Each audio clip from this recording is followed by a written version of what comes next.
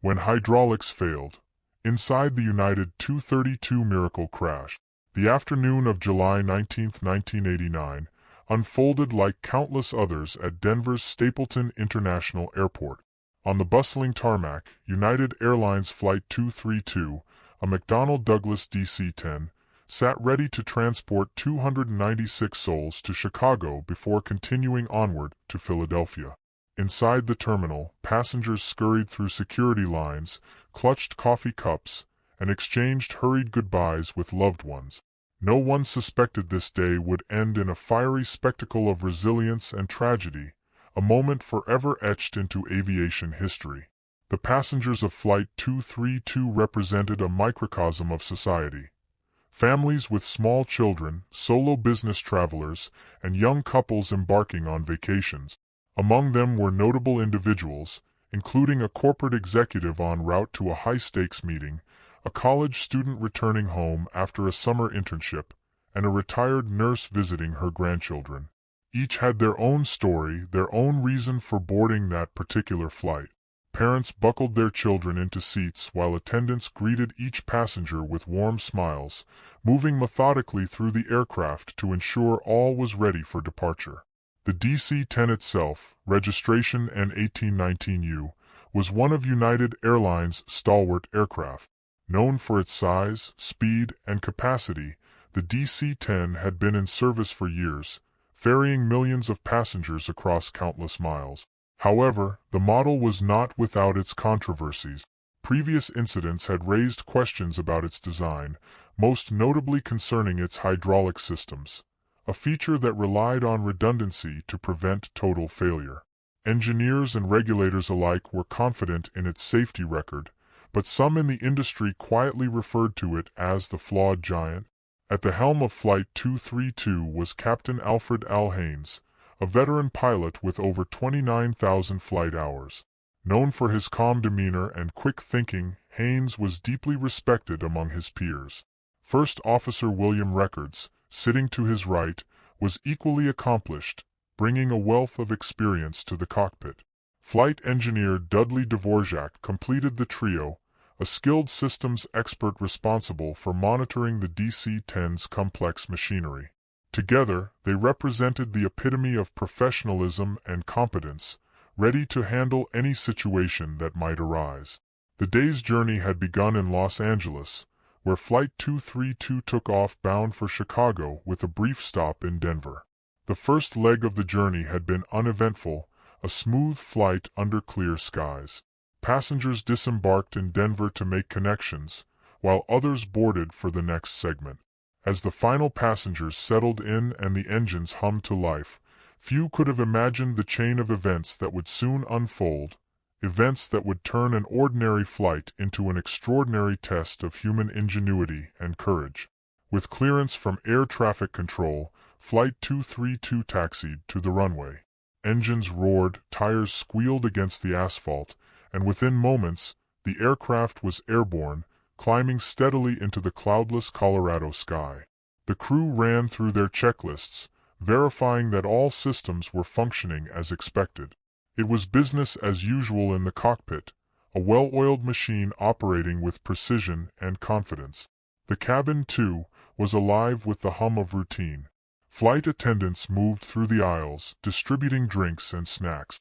Children played with toys and crayons, their laughter blending with the steady thrum of the engines.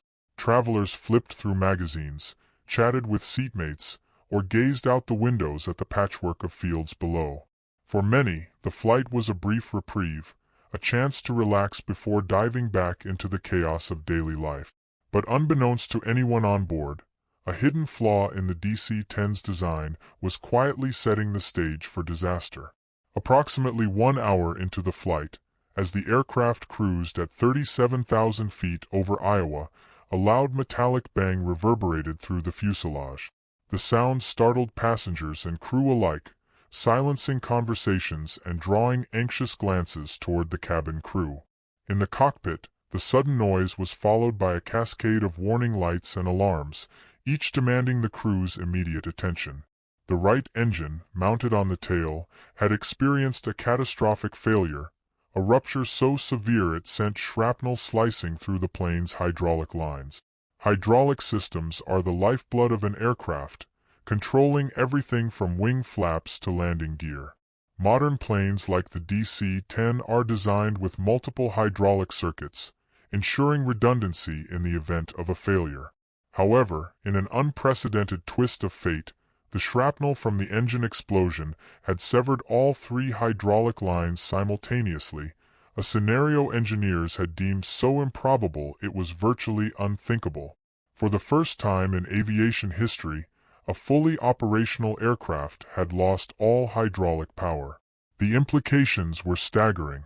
Without hydraulics, the crew had no way to control the plane's direction or altitude. The yoke and pedals, normally responsive to even the slightest adjustments, were effectively useless. The DC-10, a 600,000-pound behemoth, had become a glider, albeit one with limited maneuverability and a dwindling ability to stay airborne. The crew, seasoned as they were, faced a situation for which no training or simulation could have fully prepared them. Captain Haynes took immediate control of the situation, his calm voice cutting through the chaos as he communicated with air traffic control. United 232 declaring an emergency, he announced, outlining the critical failures and requesting guidance. Controllers scrambled to assist, clearing the skies and directing the aircraft toward Sioux Gateway Airport in Sioux City, Iowa, the closest available runway capable of accommodating an emergency landing. Meanwhile, Haynes and his crew worked tirelessly to regain some semblance of control. Realizing that traditional flight controls were inoperable, the crew turned to the only tools still available: engine thrust. By varying the power output of the remaining two engines, mounted under the wings, they discovered they could achieve rudimentary steering. It was a crude and exhausting method, requiring constant adjustments and intense focus. Every maneuver risked overcompensating, sending the plane into an uncontrollable spin. But against all odds, the crew managed to stabilize the aircraft, keeping it on a tenuous path toward Sioux City. In the cabin, the atmosphere had shifted from unease to outright terror. Flight attendants, trained for emergencies but unprepared for something of this magnitude, struggled to maintain order. Passengers clung to each other, prayed aloud, or stared silently ahead, their minds racing with fear and disbelief. For some, the enormity of the situation was incomprehensible. Others found solace in small acts of courage, comforting a crying child, holding a stranger's hand, or whispering words of hope into the chaos. The descent toward Sioux City was harrowing. With every mile, the plane's condition deteriorated, its makeshift steering system straining against the forces of gravity and momentum. Controllers at the airport, meanwhile, prepared for the worst. Emergency crews assembled along the runway, firefighters and paramedics bracing for a landing they feared would end in catastrophe. The sight of the DC-10 approaching, its right engine trailing smoke and its movements erratic, left even seasoned responders awestruck. As the runway loomed closer, Captain Haynes delivered a final message to the cabin. "Brace for impact," he said, his voice calm but resolute. Flight attendants shouted instructions, their voices rising above the roar of the engines. Passengers hunched forward, clutching their knees or the seatbacks in front of them. The seconds stretched into an eternity as the plane barreled toward the earth, a fragile vessel filled with desperate hope. The impact was devastating. The DC-10 struck the runway with immense force, its landing gear collapsing under the weight. The fuselage split apart, spilling fuel and igniting a series of explosions. Fire engulfed sections of the plane, sending plumes of black smoke into the air. Debris scattered across the field, a grim testament to the violence of the crash. Yet amidst the destruction, a miracle unfolded. Against all odds, some sections of the fuselage remained intact, and survivors began to emerge from the wreckage. Rescue teams, who had feared the worst, sprang into action with remarkable speed. Firefighters doused the flames while paramedics tended to the injured, their movements a blur of urgency and precision. Survivors were pulled from the wreckage, their faces etched with shock and disbelief. Of the 296 people on board, 111 perished, a staggering loss, but far fewer than anyone had dared to hope. For those who lived, the experience was both a testament to human resilience and a reminder of the fragility of life. The aftermath of Flight 232 would spark one of the most comprehensive investigations in aviation history, probing every detail of the disaster to uncover its causes and prevent similar tragedies.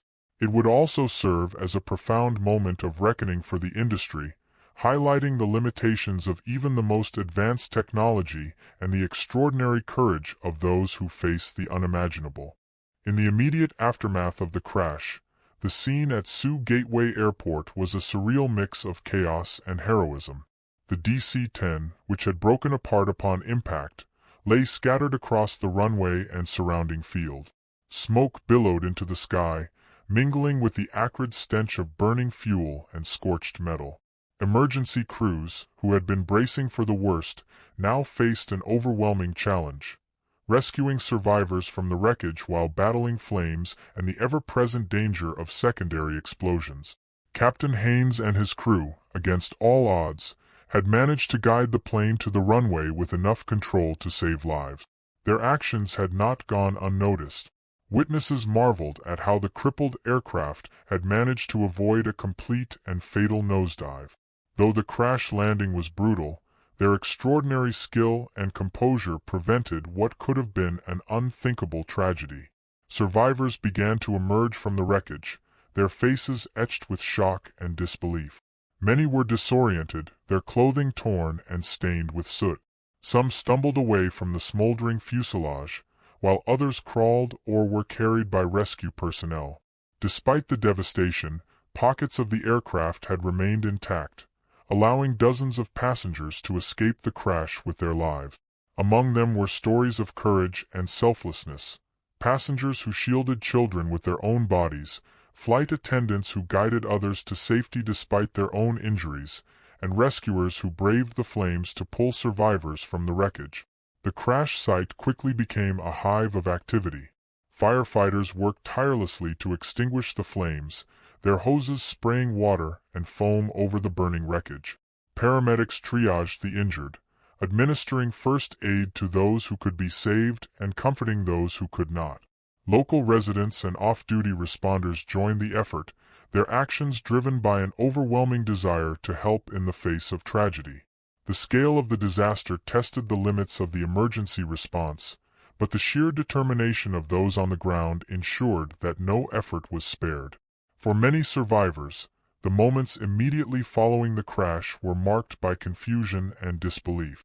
The sudden transition from the controlled environment of the aircraft to the chaos of the crash site was disorienting.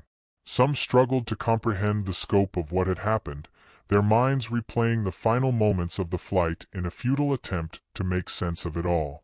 Others, overwhelmed by adrenaline and the instinct to survive, focused solely on escaping the wreckage and finding loved ones. Among the passengers, families were separated in the chaos, their frantic cries cutting through the noise of the rescue operation. Parents searched desperately for their children, while siblings and friends clung to one another amidst the debris. The sight of survivors embracing one another, tears streaming down their faces, provided a stark contrast to the destruction surrounding them. For every reunion, however, there were those who searched in vain, their hopes diminishing with each passing moment. As the hours stretched on, the full scale of the tragedy became apparent. Of the 296 people on board United 232, 111 had perished in the crash. Among the deceased were passengers seated in the center section of the plane, which bore the brunt of the impact and subsequent explosions. Forensic teams worked meticulously to identify the victims, their efforts complicated by the condition of the remains. For the families of those who had not survived, the wait for answers was agonizing, each passing day amplifying their grief and uncertainty. In the days that followed, the town of Sioux City became a focal point for national attention. The crash of United 232 was headline news, and the heroism displayed by the crew and rescuers captured the public's imagination. Survivors and witnesses shared their stories with the media, recounting moments of terror and acts of kindness that underscored the humanity present in even the darkest of times. Vigils were held to honor the victims, their names read aloud as candles flickered in the evening breeze. For the community, the tragedy was deeply personal, a reminder of how fragile life can be and how profoundly lives can change in an instant. Captain Haynes, hailed as a hero for his role in guiding the aircraft to the ground, was quick to deflect praise. In interviews, he emphasized the teamwork that had made survival possible, crediting his fellow crew members, flight attendants, and even passengers for their efforts during the crisis. "We were just doing our jobs," he said humbly, his words a testament to the professionalism and humanity that defined the crew's actions. His humility resonated with a public eager to find meaning in the tragedy, and his example became a symbol of leadership and resilience in the face of overwhelming odds. The National Transportation Safety Board, NTSB, launched an immediate investigation into the crash, determined to uncover the root cause and prevent similar disasters in the future. The retrieval of the Flight Data Recorder, FDR, and Cockpit Voice Recorder, CVR, was a top priority, as these devices held critical information about the final moments of the flight. Divers combed through the wreckage, piecing together the events that had led to the catastrophic failure of the hydraulic systems. Their findings would ultimately rewrite the rules of aviation safety and engineering. For survivors and their families, the road to recovery was long and fraught with challenges. Many bore physical scars from their injuries, while others grappled with the psychological toll of the crash. Support groups and counseling services became lifelines, providing spaces for those affected to share their experiences and find solace in one another's company. Memorials were erected to honor the victims, their names etched in stone as a lasting reminder of the lives lost on that fateful day. The crash of United 232 was both a tragedy and a miracle, a story of unimaginable loss and extraordinary survival. It highlighted the fragility of human life while celebrating the strength and resilience that can emerge in its defense. For those who lived through it, the experience was a defining moment, a testament to the courage and compassion that define us in times of crisis. And for the world, it was a sobering reminder of the importance of vigilance, innovation, and humanity in ensuring the safety of those who take to the skies. The investigation into the crash of United Airlines Flight 232 became one of the most meticulous and consequential in aviation history. The National Transportation Safety Board, NTSB, assembled a team of engineers, aviation experts, and forensic specialists to piece together the events leading up to the catastrophic failure of the McDonnell Douglas DC-10. With 296 passengers and crew on board, the crash was a devastating loss of life, but the survival of 185 individuals was a testament to extraordinary skill, teamwork, and a measure of luck. The NTSB was determined to ensure that the lessons learned from the tragedy would prevent similar disasters in the future. The most critical pieces of evidence were the Flight Data Recorder, FDR, and the Cockpit Voice Recorder, CVR, retrieved from the wreckage within days of the crash. These devices held a trove of information about the aircraft's final moments. As investigators listened to the CVR, they were struck by the calm professionalism of Captain Al Haynes and his crew. Despite the unprecedented situation, the recordings revealed a cockpit environment focused on problem-solving and coordination. The FDR provided key insights into the aircraft's behavior, showing the dramatic changes in altitude and speed as the crew fought to keep the DC-10 airborne. The investigation quickly identified the catastrophic failure of the aircraft's tail-mounted engine as the initiating event. The General Electric CF6-6 engine, a workhorse of commercial aviation, had experienced an uncontained failure. A microscopic crack in the titanium fan disc, undetectable during routine maintenance, had propagated over time, eventually causing the disc to rupture. When it failed, the engine's components were expelled at supersonic speeds, tearing through the tail section of the aircraft. This shrapnel severed all three hydraulic lines, rendering the DC-10's flight control systems inoperable. The discovery that all hydraulic systems had been disabled was a chilling revelation. The DC-10, like most modern aircraft, relied on multiple redundant hydraulic circuits to ensure that a single failure would not compromise the entire system. However, the design had not accounted for a scenario where all circuits could be simultaneously damaged by a single event. This oversight highlighted a vulnerability that had been deemed so unlikely it was never seriously considered during the aircraft's development. The NTSB's findings were a wake-up call for the aviation industry. The final report, released in 1990, detailed the sequence of events that led to the crash and made a series of recommendations to improve aircraft safety.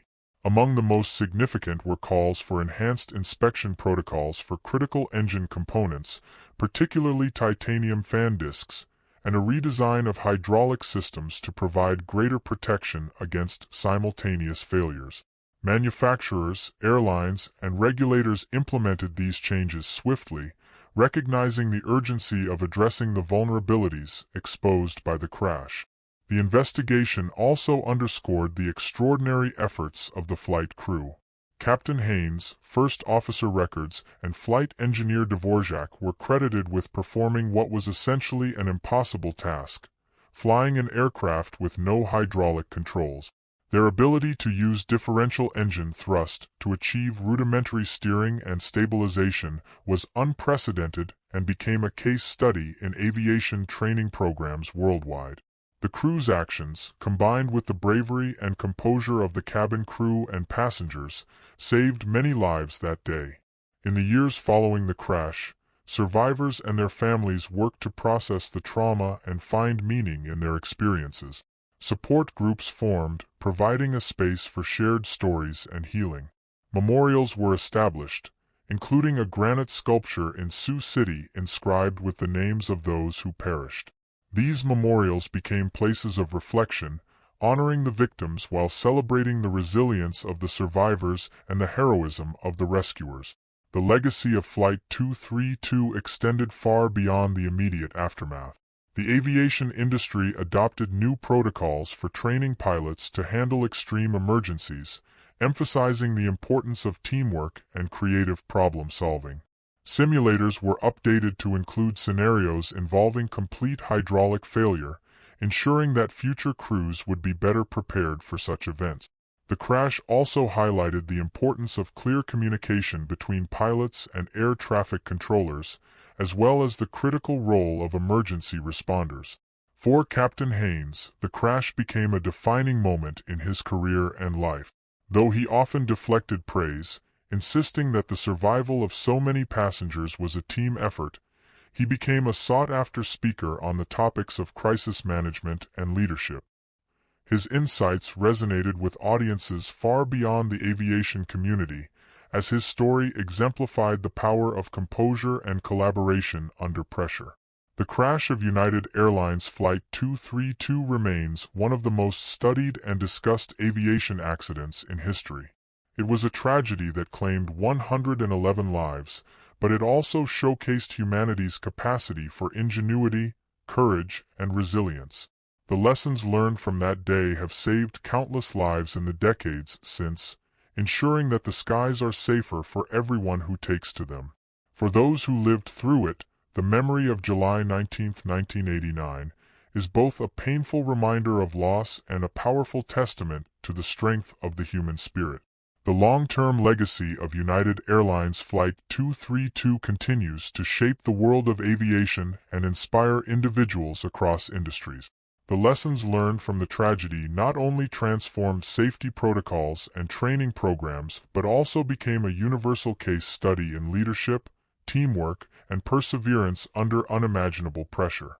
One of the most significant impacts of the crash was its influence on the design and maintenance of aircraft. The investigation revealed the need for more robust safety measures, particularly in engine inspections and hydraulic system redundancy. In response, the Federal Aviation Administration, FAA, mandated more rigorous inspection protocols for jet engines, with a special focus on detecting microscopic cracks in critical components like titanium fan disc. Advances in non-destructive testing techniques allowed for earlier detection of flaws, ensuring that potentially catastrophic failures could be addressed before they occurred. Aircraft manufacturers also re-examined the design of hydraulic systems. The redundancy in the DC-10, while theoretically robust, had proven inadequate in the face of an uncontained engine failure. Subsequent designs incorporated additional layers of protection, such as physical barriers to shield hydraulic lines from shrapnel and alternative methods of control that did not rely entirely on hydraulic power. These changes significantly reduced the likelihood of a similar failure occurring in future aircraft. Pilot training programs underwent a revolution in the wake of Flight 232. The extraordinary actions of Captain Haynes and his crew demonstrated the value of creative problem-solving and teamwork in emergencies. Aviation schools began incorporating scenarios that pushed pilots to think beyond standard operating procedures, emphasizing adaptability and collaboration. Simulators were updated to include complete hydraulic failure scenarios, allowing pilots to practice handling situations that were previously considered unimaginable. Airlines also took a closer look at the role of communication in crisis situations. The seamless coordination between the flight crew, cabin crew, air traffic controllers, and emergency responders was instrumental in saving lives. United Airlines, along with other carriers, revamped their training programs to include communication exercises that mirrored the high-pressure environment of a real emergency. These programs emphasized clarity, brevity, and mutual support, ensuring that all parties involved could act as a cohesive unit when seconds mattered most. The crash also had a profound impact on emergency response protocols.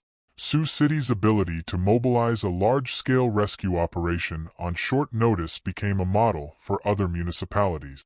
The quick actions of local firefighters, paramedics, and volunteers were credited with saving lives, and their coordination with airport authorities was widely praised. In the years following the crash, airports worldwide adopted new procedures for responding to large-scale emergencies, including mass casualty incidents. Regular drills and simulations became standard practice, ensuring that first responders were prepared for even the most complex scenarios. For the survivors of Flight 232, the crash was a life-altering event.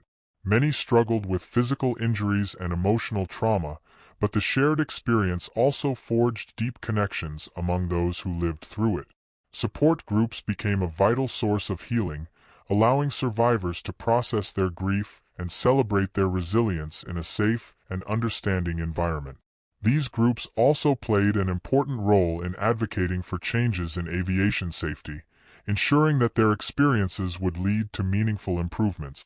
Memorials dedicated to Flight 232 became places of reflection and remembrance. In Sioux City, the community erected a granite sculpture in Chris Larson Park, inscribed with the names of the 111 victims.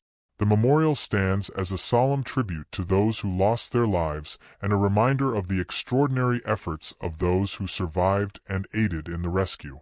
Each year, survivors, rescuers, and families of the victims gather to honor the lives lost and the lessons gained from the tragedy. Captain Haynes, long admired for his humility and composure, became an enduring symbol of leadership. His post-retirement years were spent sharing his story with audiences ranging from aviation professionals to corporate leaders, emphasizing the importance of preparation, teamwork, and a calm demeanor in the face of adversity. His speeches resonated deeply, offering lessons that extended far beyond the cockpit. The broader public also found inspiration in the story of Flight 232. Documentaries, books, and interviews recounted the events of that fateful day, focusing on the extraordinary courage displayed by the crew, passengers, and rescuers. The term miracle crash became synonymous with the event, highlighting the improbable survival of so many lives in the face of overwhelming odds. For those who learned about the crash, it served as a reminder of humanity's capacity for resilience and ingenuity. Decades later, the aviation industry remains deeply influenced by the legacy of Flight 232. The crash fundamentally reshaped how engineers design aircraft, how pilots are trained, and how emergency responders prepare for crises. It demonstrated that even in the most dire circumstances, human ingenuity and collaboration could turn certain tragedy into a story of hope and survival. While the loss of 111 lives was a profound tragedy, the lessons of United Airlines Flight 232 have saved countless others, making the skies safer for generations to come. For those who lived through it, July 19, 1989, will forever remain a defining moment, a day that tested their limits and reshaped their understanding of courage and community. It was a day that proved, even when hydraulics fail and the odds seem insurmountable, the human spirit can endure.